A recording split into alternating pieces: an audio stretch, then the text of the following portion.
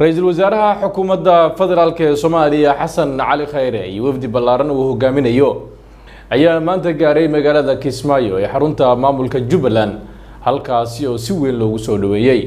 wariyaha Maxamed Qaasim Waxar ayaa warkan inaga soo diray magaalada Kismaayo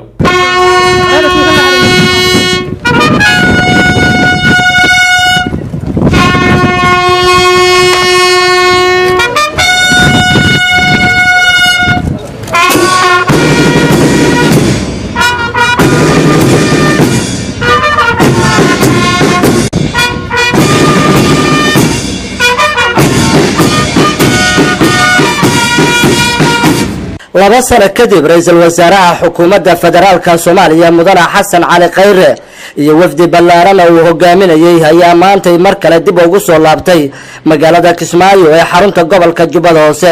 iyadoona si heer sare ay u soo dhaweeyeen madaxda iyo shacabka reer Jubbaland oo warkacayay madaxweynaha Jubbaland Axmed Maxamed Islaam soo dhaweyn iyo salaan diiran kadib ayaa madaxda loo gudbiyay hoolka nasashada ee garoonka caalamiga ee magaalada Kismaayo iyadoona ugu horeyn warbaahinta la hadlay isla markaasina sheegay inuu wafdiga ku faraxsan yahay madaxweynaha Jubbaland Axmed Maxamed Islaam waxaana uu sheegay wasaaraha jamhuuriyadda federaalka Soomaaliya mudane Xasan Cali Khayre oo booqasho shaqo loogu yimid joogana doona dhowr shan sano waxaan leeyahay mudane ra'iisul wasaare kusoo dhawow magaalada Kismaayo xarunta dowlad goboleedka Jubbaland أصله ومارتيكولتي الديان كأيوه هذا كأيوه عمره الوزراء واحد هذا هو فرنسا على اعتباره ده كفتر كده الصراحة دولة فدرالك دولة الصومالية استديار أولا الصومالية كل مسؤول كا مركا إن سعد كيلو يراده سقمي يراده دعانتي يراده عاد كيلو كيرا استديار حيوان عارف كيف تكون هامرك عربنا هذيش إلى أن مرتين عد واحد ذاك إنها يتعين مسؤولية بسعرنا يتعين لو ده حطها يتعين كسر الواد وعارنا جيني إن شاء الله وحنا وحبا هذا وعيش شقيا صوب على المسؤولين هذا طلع بدون رئيس الوزراء دلك Soomaaliya mudane Xasan Cali Khayre oo hadal ka qaatay ayaa sheegay in dhowr maalmood ay sii joogi doonaan magaalada Kismaayo ayna kulamo la qaadan doonaan madaxda iyo shacabka reer Jubbaland dhammaan shacabka reer Jubbaland gaar ahaan shacabka reer Kismaayo aan aaminsanahay ilaa maanta oo dhan inay noo taagnaayeen si noo soo dhaweeyaan maalmihii ugu dambeeyayna ka shaqeynay inay soo dhaweeyaan wafdiga aniga oo ra'iisul wasaare aan hogaaminayo ay qayb ka yihiin wasiirro badan oo ka mid ah golaha wasiirada iyo taliyaasha ciidamada iyo xildhibaano kale oo iyaguna ka socda golaha shacabka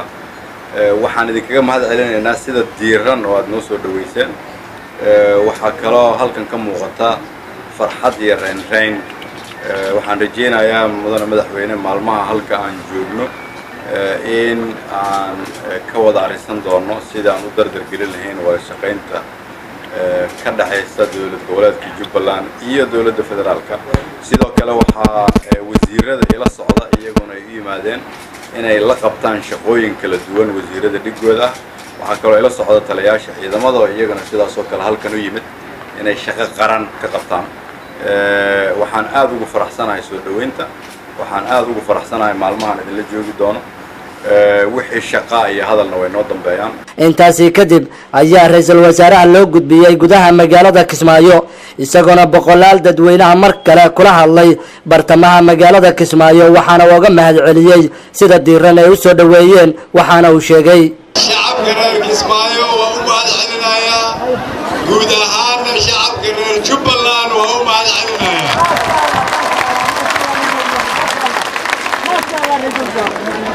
halkan waxaa ka muuqata farxad iyo rayn waa ogahay inaad quraacda taagnaydeen waa ogahay inaad na sugayseen laakiin waxaan rabaa sida aad noo sugayseen inaan idinkugu sheego sidaas iyo si ka badan inaan raalli idinkaga nahay aniga iyo wafdigaygu waxaana aad idinkaga mahad celinayaa qorraxda aad taagnaydeen waxaan leeyahay ilaahay ha idin dhib yareeyo laakiin soo dhaweynta waa idinka qabnaa waxaan rabaa keliya ugu dambayntii annagoo sarki doonna intaan magaalada joogno kalkii horoo nimid Kismaayo waa u sheegay madaxweynaha in magac cusub loo bixiyo qoraalkiina ma arag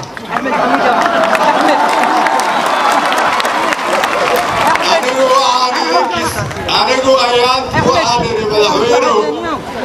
Kismaayo ugu imow maxaan idhi kal furan kibis duban kalluun shiilan karuurgeel haddana kaafisaa laydinkugu daray waana ogolahay waa mahadsantiin wafdigan oo ka koobnaa wasiiro xildhibaano taliyayaasha ciidamada Soomaaliya ayaa intay joogaan waxay kulamo la qaadan doonaan madaxda ay shaqada wadaagaan